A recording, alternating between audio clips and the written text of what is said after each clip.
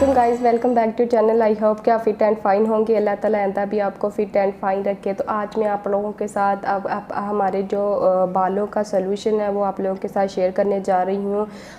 उम्मीद करती हूँ कि आपने ये शैम्पू यूज़ की भी होगी। तो अगर आई थिंक नहीं भी यूज़ की तो आप इसको लाजमी यूज़ करेंगे तो आपको इसको रिज़ल्ट बहुत ही ज़बरदस्त नज़र आएगा।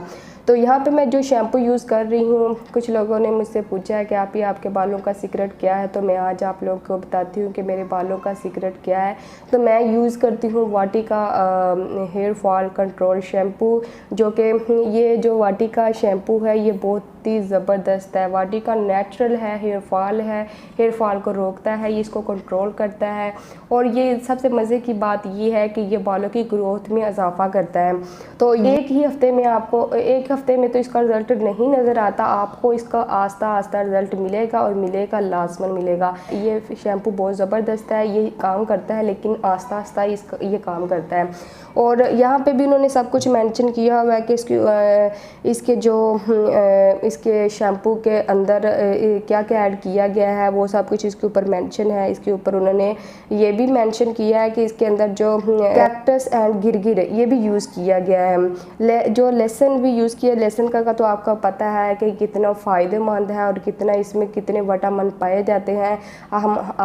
हम वैसे भी इसका नाखूनों के लिए यूज़ किया जाए तो लहसुन तो बहुत ही ज़बरदस्त होता है। तो क्यों ना ये फिर शैम्पू में उन्होंने यूज़ किया तो कितना परफेक्ट इसका काम होगा।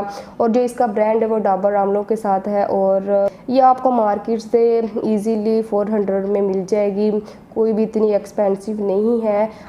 अगर आप अपने बालों का केयर चाहती हो तो इस शैम्पू को लाजमी ट्राई कीजिएगा। ये बालों को नीचे से दो मुंह जो हो जाते हैं, आपके बाल टूटना शुरू हो जाते हैं और आपके बालों में ईचिंग आनी शुरू हो जाते हैं। ये जो शैम्पू है वो बहुत ही ज़बरदस्त है, आप इसको ट्राई कीजिएगा।